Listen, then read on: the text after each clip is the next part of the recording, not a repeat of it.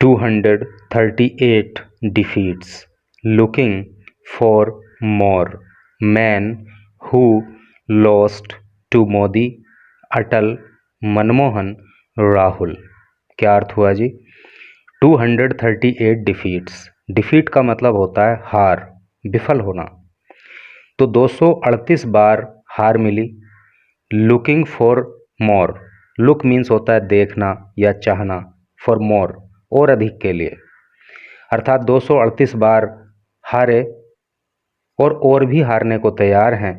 Man who lost to Modi, एक आदमी जो मोदी के सामने हार गया, अटल, अटल के सामने हार गया, मनमोहन के सामने हार गया और राहुल के सामने हार गया। तो क्या टोटल का अर्थ हो रहा है कि एक आदमी जो प्रधानमंत्री मोदी के सामने हारा, जो व्यक्ति प्रधानमंत्री अटल बिहारी वाजपेयी के सामने हारा, जो व्यक्ति प्रधानमंत्री मनमोहन सिंह के सामने हारा और जो व्यक्ति कांग्रेस के पूर्व अध्यक्ष राहुल गांधी के सामने हारा, उसको 238 बार हार मिली, लेकिन अभी भी और बार भी हारने को वो व्यक्ति तैयार है। तो कुछ अलग सी न्यूज़ है दोस्तों। जीतने वालों की बात तो हमेशा करते ही हैं, चलो आज एक हारने वाले की बात कर लेते हैं। जैसे एक लता जी का सॉन्ग है कि मेरी आवाज़ ही पहचान है मेरी, ठीक उसी तरह से इनकी हार ही इनकी पहचान है। तो चलो पढ़ते हैं डिटेल में। तो एक फ़ोटो ये आपके सामने है और इस फोटो के नीचे लिखा है his win is in the loss. His win उनकी जीत, इज है इन द लॉस हार में, अर्थात उन्होंने मान लिया है कि उनकी हार में ही उनकी जीत है। फॉर 65 ईयर ओल्ड के पद्मराजन, 65 साल के पद्मराजन के लिए विक्ट्री, जीत, इज है इन पार्टिसिपेटिंग। पार्टिसिपेट का मतलब होता है हिस्सेदारी करना, भाग लेना, अर्थात चुनाव में भाग लेने में ही उनकी जीत है। एंड व्हेन हिज डिफीट, और जब उनकी हार, देखो विक्ट्री मीन्स होता है जीत और डिफीट मीन्स होता है हार, और जब उनकी हार इनइविटेबली का अर्थ होता है निसंदेह या अनिवार्य रूप से कम साथी है, और जब निश्चित रूप से निसंदेह रूप से वो हार जाते हैं, ही इज़ हैप्पी लूजिंग, तो वो अपनी हार में ही खुश होते हैं। इस तरह से इसका सेंस है।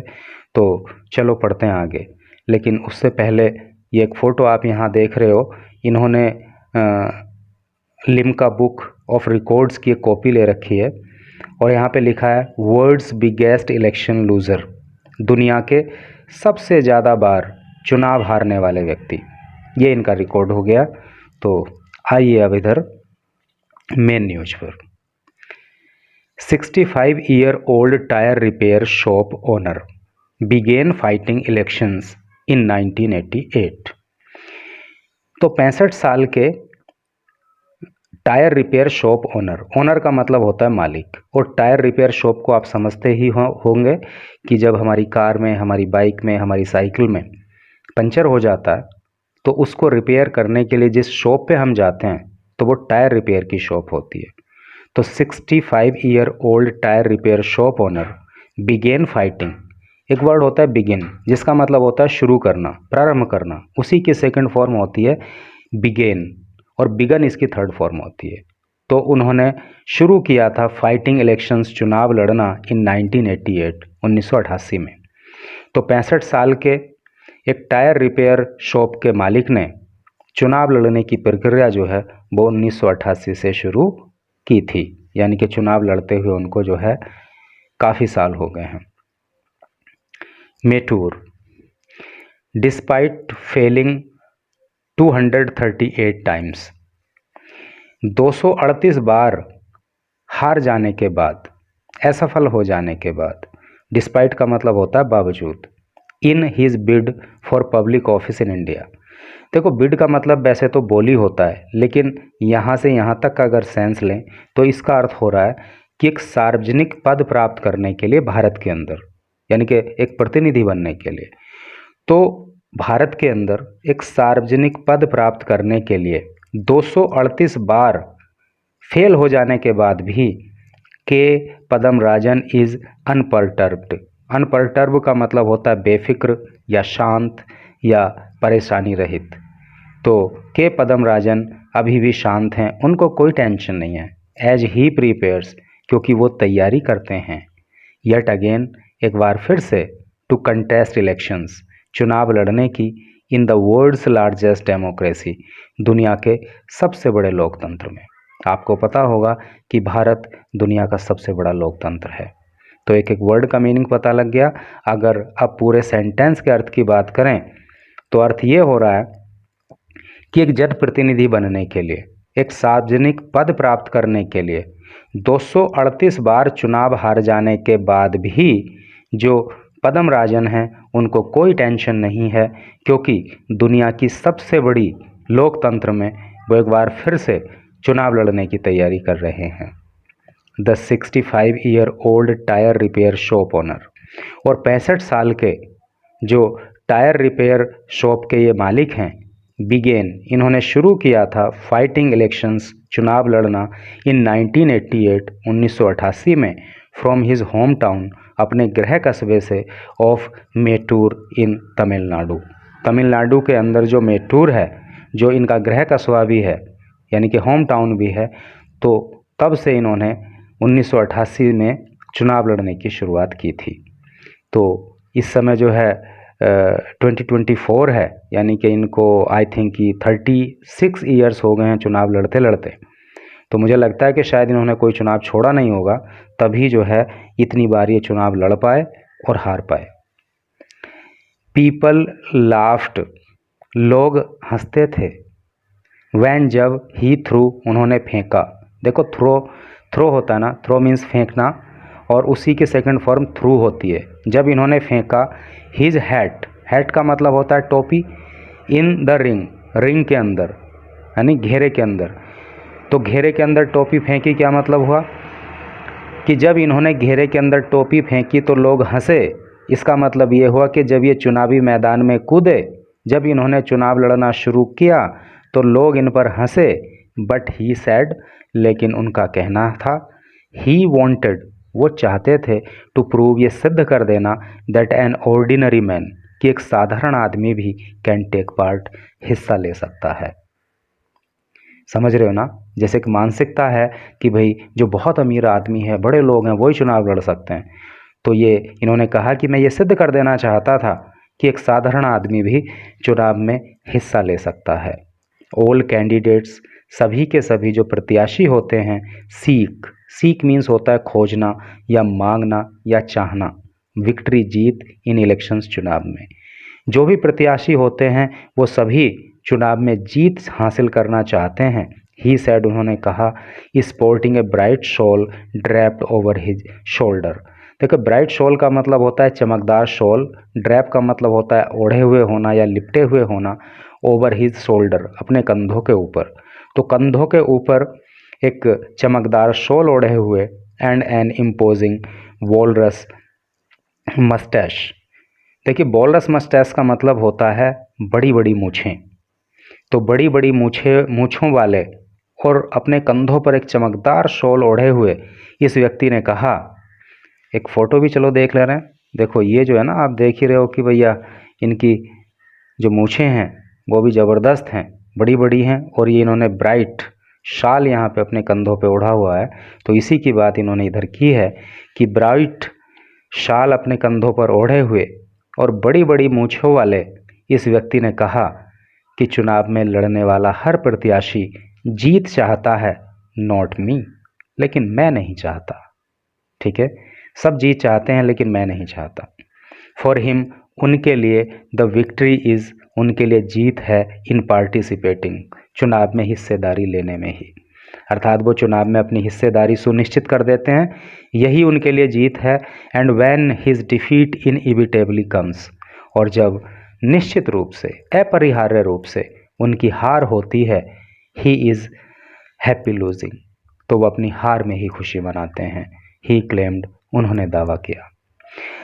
अब हार में खुशी मनाते हैं जो इन्होंने कहा, तो अब पता नहीं शुरू से इनकी मानसिकता ऐसी है या बार बार चुनाव हारने के बाद इनकी मानसिकता ऐसी हो गई है।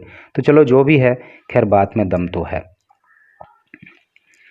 This year in the 6 week long general elections, this year इस साल, इन द 6 वीक लॉन्ग 6 सप्ताह तक चलने वाले जनरल इलेक्शंस, जनरल इलेक्शन का मतलब होता है आम चुनाव, ठीक है।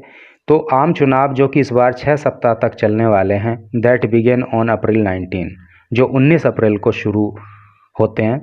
और जहाँ पे मैं रहता हूँ वहाँ भी 19 अप्रैल को पहले चरण में, फर्स्ट फेज़ में जो है वोटिंग हो गई है। तो 19 अप्रैल से शुरू होने वाले और 6 सप्ताह तक चलने वाले जो ये आम चुनाव हैं, ही इज कंटेस्टिंग, तो वो चुनाव लड़ रहे हैं ये पार्लियामेंट्री सीट। पार्लियामेंट्री सीट का मतलब होता है संसदीय सीट। तो वो एक संसदीय सीट से चुनाव लड़ रहे हैं इन तमिलनाडुज़ धर्मपुरी डिस्ट्रिक्ट, तमिलनाडु के धर्मपुरी ज़िले में वो इस बार चुनाव लड़ रहे हैं। Popularly dubbed the election king, popularly dubbed, देखो डब का मतलब होता है उपाधि देना या नाम देना। जैसे किसी व्यक्ति के जैसे काम होते हैं तो उसी तरह से उसको उपाधि दे देते हैं ना, कोई नाम दे देते हैं। इलेक्शन किंग, तो इलेक्शन किंग की उपाधि लोगों ने उनको दे दी है, अर्थात वो इलेक्शन किंग के नाम से पॉपुलर हैं। Padma Rajan has competed across the country in elections, तो चुनावों में पद्म राजन पूरे देश में चुनाव लड़ चुके हैं। कम्पीट का मतलब होता है प्रतियोगिता करना, चुनाव लड़ना, ठीक है। तो पद्म राजन जिनको इलेक्शन किंग की उपाधि मिली हुई है वो पूरे देश में चुनाव लड़ चुके हैं, ranging from presidential to local polls. और जो चुनाव उन्होंने लड़े हैं वो प्रेसिडेंशियल पोल भी उसमें शामिल है और लोकल पोल भी शामिल है, यानी कि चाहे बड़े से बड़ा चुनाव हो, चाहे छोटे से छोटा चुनाव हो, सभी चुनाव उन्होंने लड़े हैं और पूरे देश में लड़े हैं। ओवर द ईयर्स, पिछले वर्षों में, ही has lost to PM Narendra Modi, पिछले वर्षों की अगर बात करें तो वो प्रधानमंत्री नरेंद्र मोदी के सामने हारे हैं। फॉर्मर प्रीमियर्स अटल बिहारी वाजपेयी जी के सामने हारे हैं। एंड मनमोहन सिंह, वो मनमोहन सिंह के सामने भी हारे हैं। एंड कांग्रेस, और कांग्रेस के जो सायन हैं, सायन का अर्थ होता है वारिस या वंशज, राहुल गांधी, उनके सामने भी वो चुनाव हारे हैं। विक्ट्री इज़ सेकेंडरी, जीत जो है वो सेकेंडरी है। सेकेंडरी मतलब दूसरे नंबर पर आने वाली, प्राइमरी का मतलब होता है पहले नंबर पर आने वाली और सेकेंडरी का मतलब होता है दूसरे नंबर पर आने वाली।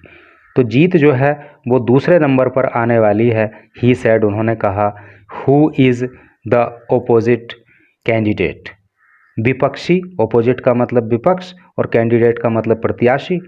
तो विपक्ष का प्रत्याशी कौन है, यानी कि किसके सामने वो चुनाव लड़ रहे हैं। आई डू नॉट केयर, मैं इस बात की चिंता नहीं करता, यानी कि कैंडिडेट चाहे कोई भी हो, कितना भी बड़ा धुरंधर हो, इस बात की चिंता नहीं करता, और जीत तो सेकेंडरी बात है। पद्म राजन्स मेन प्रीऑक्यूपेशन, प्रीऑक्यूपेशन का मतलब होता है चिंता या परवाह। Now is extending his losing streak, streak का मतलब होता है लकीर या रेखा। तो पद्म राजन की अब जो मुख्य चिंता है, एक्सटेंड का मीन्स होता है बढ़ाना या लंबा करना, तो अब उनकी चिंता है कि ये जो हार की लकीर है, जो हार की रेखा है, उसको बढ़ाया जाए, क्योंकि जीतने से तो अब पहचान बनेगी नहीं, लेकिन हार में ही एक रिकॉर्ड बन जाए, इसलिए जो है उनकी अब चिंता ये है कि हार की जो लकीर है उसको लंबा किया जाए, उसको बढ़ाया जाए। It hasn't come cheap, cheap का मतलब होता है सस्ता, है नी, बिना पैसे का। तो ये सब सस्ते में नहीं हुआ है, बिना पैसों के नहीं हुआ है ये सब। ही एस्टिमेट्स, एस्टिमेट का मतलब होता है अनुमान लगाना, है नी, आंकड़ा लगाना। ही हैज़ स्पेंट, वो खर्च कर चुके हैं लैक्स, लाखों रुपए, इन ओवर 3 डिकेड्स, 3 दशकों से भी अधिक के समय में, ऑफ नॉमिनेशन फीस, नामांकन फीस के रूप में। वो बताते हैं कि नामांकन फीस के रूप में पिछले 3 दशकों से भी अधिक के समय में उन्होंने लाखों रुपए खर्च किए हैं और ये सब सस्ते में नहीं हुआ है।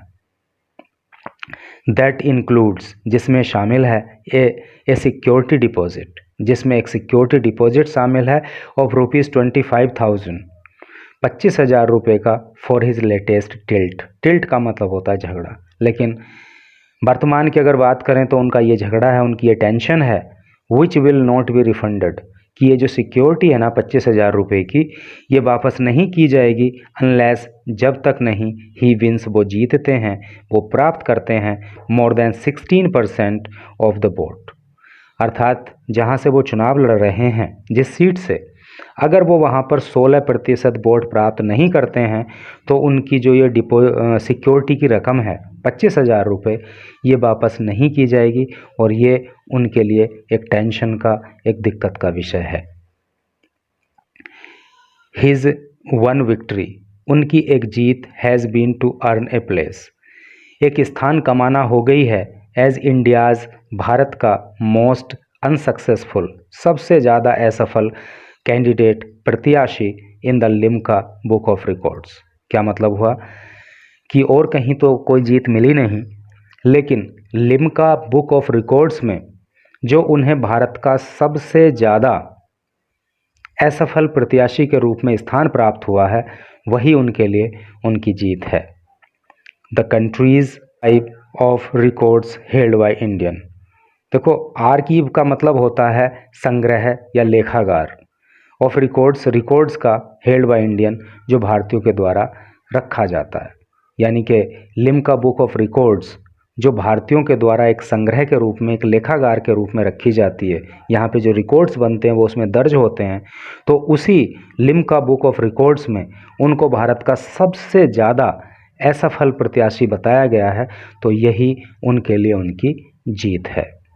तो इस तरह से करके न्यूज़ थी, और सारी कहानी को पढ़ने के बाद मुझे लगता है कि गवर्नमेंट ऑफ इंडिया को इनके लिए कुछ ना कुछ करना चाहिए, ताकि इनकी जो जीवन जीने का स्तर है उसमें कुछ सुधार हो सके।